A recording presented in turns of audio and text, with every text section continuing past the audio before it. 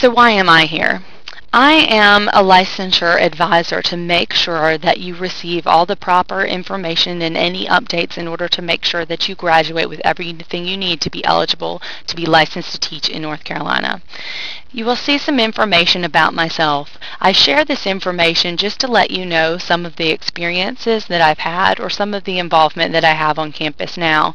Should you have any questions about any of my previous experiences, either as a teacher, as a counselor, or as an advisor here on campus, I'm happy to help. I also, having taught 6th grade English Language Arts and Social Studies and having added areas of teaching licensure to my license, I can also help you should you look to expand your licensure expertise into other. As your licensure advisor, I am not here to replace the advising that you receive in your major department. Instead, I'm here to provide shared advising with the advising that you receive within the major. As you start off in your freshman and sophomore years, you're typically with the College of Arts and Sciences Advising Center, or CASA, and then you will be passed on to a faculty advisor within your major department. This is usually a professor that you will have in some of your classes who will also advise you on courses to take. They are the experts in their content area. However, they are not always familiar with any changes, updates, or requirements for teacher licensure in North Carolina. That's where I come in. I am up to date on all of that information, so while they're the expert in the content area, I'm the expert to help you with licensure. So it's always useful if you can get information from both places just to make sure that you have the most broad understanding possible of what you should be doing. This way you will be on track in order to get your degree in your content area, and you will be on track to graduate with license. So what do you do when it's time for registration? Typically, students see their major advisor and the secondary education advisor, myself, Jennifer Tomon. This is usually to ensure that students stay up to date on any changes within the department as well as any changes within the licensure requirements. Things don't change all the time, but sometimes they do, and that may or may not be reflected on your degree evaluation or within the undergraduate bulletin. And that goes for the major or licensure. Thus, you may choose to get your advising in several ways during registration. You will receive notification from both myself and your major advisor or CASA advisor regarding how to schedule an appointment during advising for registration. At that time, you may schedule appointments in both places. Or you may schedule an appointment with your major advisor and then choose to come see me to show me what schedule you've developed and just to make sure it's on track, to keep you on track for licensure. Or you may choose to email me a copy of your schedule and ask me to look it over and send you feedback, which I'm happy to do as well. Additionally, as some people go further and further into the program, typically within the junior and senior years, we are more into the licensure courses. At that time, some people choose to see me first and then go back to the department or communicate with the department via email but see me in person. So you can do that a little bit differently. However, every person needs to make sure that you've met with me at least once in order to ensure that you get admitted to teacher's education. So in addition to the requirements that we discussed earlier for admission to teacher ed, they also require that you have met with me to make sure that you know what your requirements are before you're. The following slides are just to give you some examples about how to have a rich experience in advising. You'll notice two different scenarios. Someone who comes prepared and someone who comes less prepared. Okay, and someone who has met with the advisor or the faculty member to really get to know that person, and some who only shows up for advising during registration.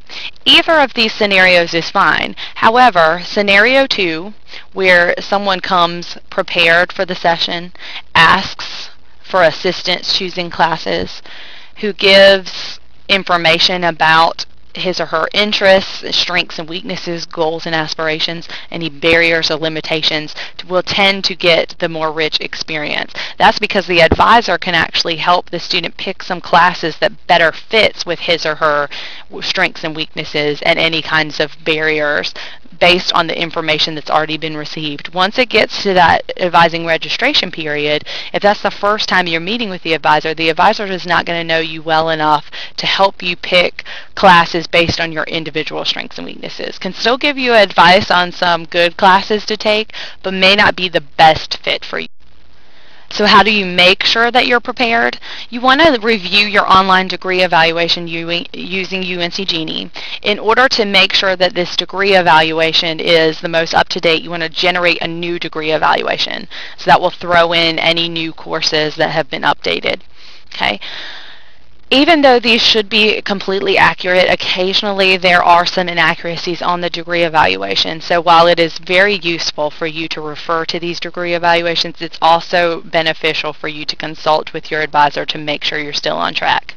You also want to review course availability either within UNC-Genie or from the class schedule function underneath the first UNC-Genie link. This will show you some courses that are available and how many seats are left. You can't always guarantee that those seats will still remain by the time your registration window opens, but it will give you an idea about what kinds of courses you might look to take in that particular semester. You want to also research instructor course grade distributions possibly. This means either using a website or referring to some of your student peers to get a sense of what professors, instructors will best fit with your strengths and weaknesses. However, the caveat to this is that sometimes the information provided on these websites or the information provided from your peers may not match your experience. Thus, one person may really love a heavy discussion class while someone else prefers a lecture format. Thus, make sure that you review all of this information to get a sense, but don't necessarily go completely by other people's opinions when choosing classes. You also want to prepare a tentative schedule with backups. So you want to plan for at least 15 to 17 hours of coursework because you can always drop a course later if necessary, and you want to make sure that you're still full-time, and full-time means 12 semester hours. If you plan for at least 15 semester hours, that also ensures that you would be on track to get your at least 122 hours towards your degree in 4 years. If you plan to register for 5 courses or 15 hours, then you want to have at least 3 or 4 alternatives, again, because by the time your registration window opens, some classes may not be available any longer. You also want to have a list of questions to ask your advisor. This appointment is for you, so you want to make sure that you direct that advising session to get all of your. This slide lists some information that might be helpful for your advisor to know about you, such as your personal learning style, your strengths and weaknesses, both in and outside of the classroom, certain patterns of behavior, like maybe you are just not a morning person, and so it's good to know that an 8 a.m. class would not benefit you, your interests. So if you love U.S. history, then maybe focusing more on your U.S. history courses might be something that would be more appropriate for you. Whatever your goals and aspirations are, if you aspire to graduate school, that might change your plan while you're in undergrad just a little bit, and that's something that the advisor can help you with if they know. Any barriers or limitations? These barriers or limitations could be positive or negative, but there are things in place that might hinder your success if not accounted for. Maybe you're a family person and you are raising children, and so that's going to be something that is going to require a lot of your attention. We might need to work out some kind of schedule or collection of courses based on instructor personality that would fit best with your needs. Again, these are just some examples. Anything else that you can come up with that you think might be beneficial for your advisor to help you to be the most successful, I would share. The following slide lists some different resources that you can find information useful for you as you prepare for licensure.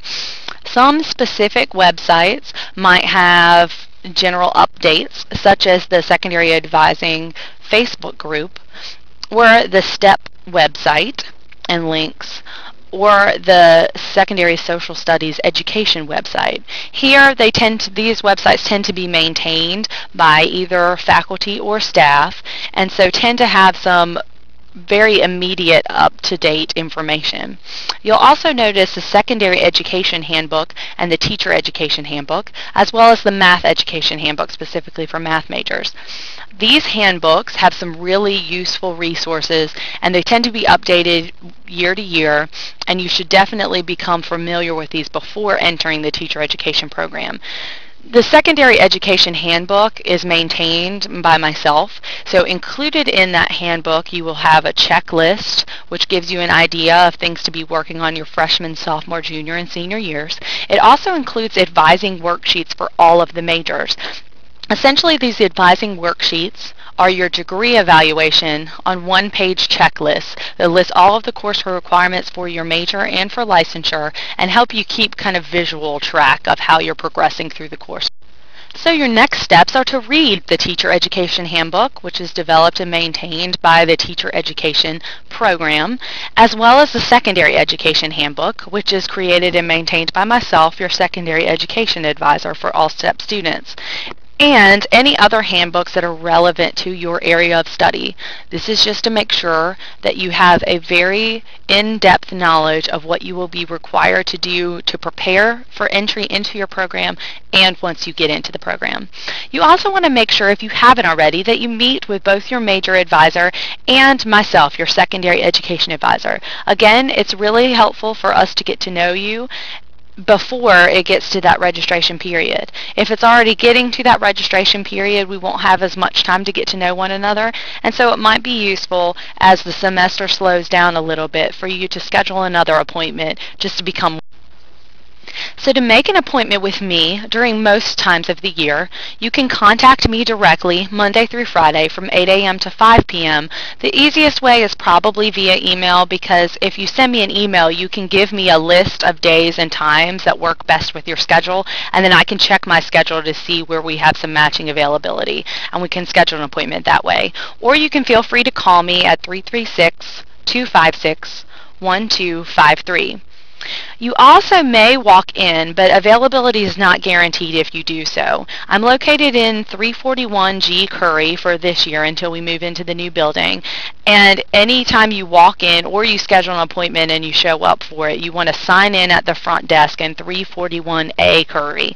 Typically, when you schedule an appointment with me via email, I will send you a student information form to complete if it's your first time visiting the office. If you walk in and it's your first time visiting the office, then you'll want to complete this student information form at the front desk when you arrive. Again, you may walk in, but because my schedule tends to stay pretty booked, it's not as likely that you will be able to see me immediately. So scheduling an appointment ahead of time is always a good idea.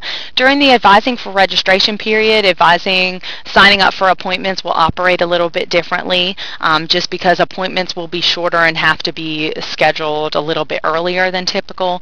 So you should keep an eye on your email for any communication from me regarding that process. Additionally, anytime there are updates within the program, I will send out an email, so make sure that you're keeping an eye out on your UNCG email address. It has been my pleasure talking with you today, and I look forward to meeting you in the future. Good luck.